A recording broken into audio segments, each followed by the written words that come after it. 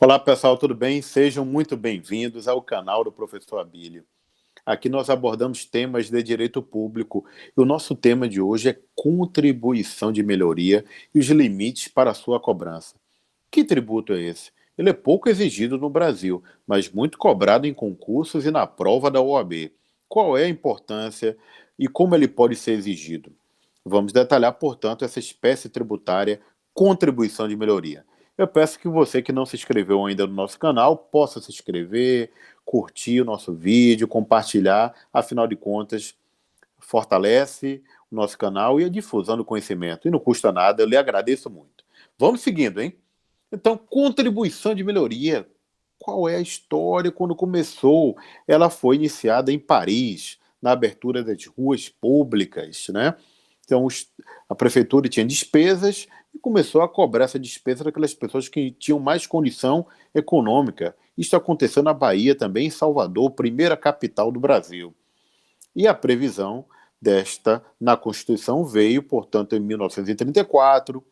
Há também relatos de exigência na Inglaterra e, por fim, previsto no artigo 145, inciso 3º da Constituição, contribuição de melhoria decorrente de obra pública e, ademais, o decreto 195/67. Então, estamos aqui apresentando todo o cabedal legislativo e histórico da exigência desse tributo.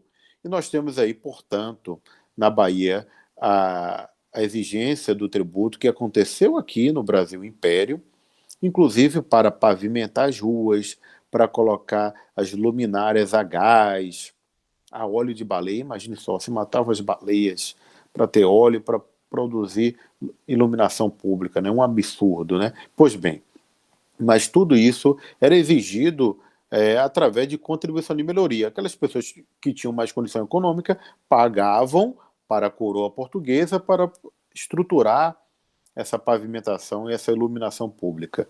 Nós temos ali o rio Tâmisa, na Inglaterra, que com essa obra de contenção, depois com a despoluição do rio, tornou as margens do rio Tâmisa como um metro quadrado dos mais caros da Europa, né? E do mais caro, com certeza, do Reino Unido. Lá é Libra, então, moeda de grande valor econômico. E uma obra pública também aí, como estamos falando de Olimpíadas de Tóquio, né? Mas tivemos a Olimpíadas do Rio de Janeiro, com muitas obras públicas também que geraram melhorias, né, para a população fluminense. Muito bem. A União, estados, Distrito Federal e municípios podem exigir contribuição de melhoria decorrente de obra pública. Então, primeiro vem a obra, né? Porque decorrente da obra pública, então primeiro vem a obra e depois a exigência da contribuição de melhoria.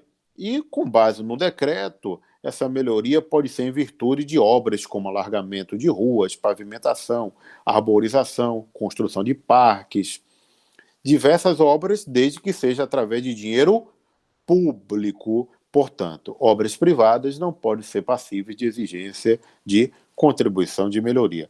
É um rol aí que nós temos, né, apresentado no decreto. Vale a pena você conferir lá diretamente no artigo 2º. Há muitas outras obras que podemos lançar. Mas vamos deixar claro que a obra tem que gerar valorização. Um viaduto como este aí, para aquelas pessoas que tinham comércios ali no lado, depois que o viaduto foi construído, houve uma desvalorização. Então, para exigir a contribuição de melhoria, tem que ter a valorização efetiva da propriedade. Inclusive, quem tem obra pública que implicou em desvalorização, a doutrina coloca com a possibilidade de indenização.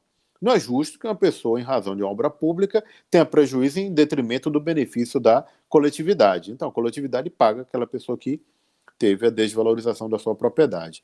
Por outro lado, quem teve uma valorização em razão de obra pública do dinheiro de todos, deveria pagar a contribuição de melhoria. Mas nós vamos ver que ela é muito impopular e, por vários motivos, ela não é exigida. Mas se ela for exigida, conforme o artigo 81 do Código Tributário Nacional, ela vai ter dois limites: o limite total e o limite individual, observando a área beneficiada, até onde aquela obra pública gerou valorização para aquelas propriedades. Limite individual total. Como traduzir isso? O limite individual total é o custo total da obra. E o limite individual. Se a obra custou, primeiro momento aqui, individual, né? Digamos aí que seu imóvel custava 100 mil reais. Veio a obra pública, ele passou a custar 110 mil. Houve uma valorização de 10 mil reais. O contribuinte não pode ser exigido nada a mais do que a própria valorização dos 10 mil. É um limite individual. No máximo, quanto valorizou. Já o limite total, se a obra custou 1 milhão de reais, esse rateio do custo total da obra será dividido com todos aqueles que se beneficiaram. E não pode cobrar mais nenhum centavo, porque senão geraria um enriquecimento sem causa em favor do Estado. Então, o limite individual é a valorização de cada imóvel e o limite total, o custo total da obra. Se as somas de valorizações individuais forem maiores do que o somatório total da obra, o Estado não pode fazer isso. Ele vai ter que reduzir para todos proporcionalmente e cobrar observando este limite total aí. Portanto, então a contribuição de melhoria tem como fato gerador a valorização, o acréscimo patrimonial para fazer face, para fazer frente ao custo de uma obra pública, observando a zona de influência, a área de influência, até onde influenciou. E, além do mais, o poder público pode optar em cobrar a contribuição de melhoria na totalidade ou parcialmente. Tudo isso estará na lei de contribuição de melhoria, afinal de contas, tributo é instituído através de lei e contribuição de melhoria é uma espécie tributária. Mas vamos destacar mais essa questão da zona de influência. Por exemplo, uma obra pública como essa, estamos diante de uma avenida. Onde teve maior valorização? Nos terrenos que estão mais próximos da avenida ou mais afastados da avenida? Naturalmente, aqueles que estão mais próximos da avenida. Então, a zona de influência A, B, C, de acordo com a distância em razão da obra pública. E o valor cobrado também, além de observar esse critério da proximidade, né, da zona de influência, o tamanho também da obra que cada um vai, da obra não, da sua propriedade, em razão daquela obra pública, o quanto gerou de valorização. Um terreno maior vai pagar mais, um terreno menor vai pagar menos, se eles estiverem na mesma zona, portanto, da construção daquela obra pública. E por que é tão pouco utilizada a contribuição de melhoria? Primeiro, politicamente, ela é muito ruim, impopular.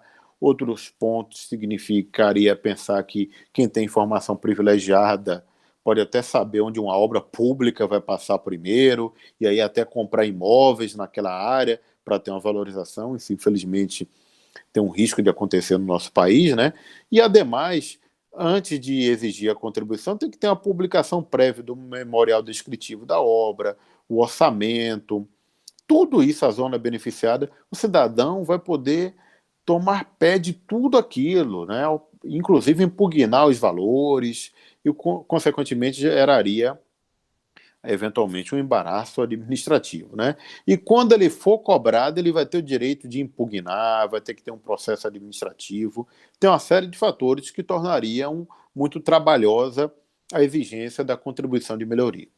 A lei também diz que, no seu decreto-lei, né, que foi recepcionado como lei complementar, que o valor que o contribuinte vai pagar anualmente não pode exceder a 3% do valor do imóvel. Tudo isso para não sobrecarregar o contribuinte.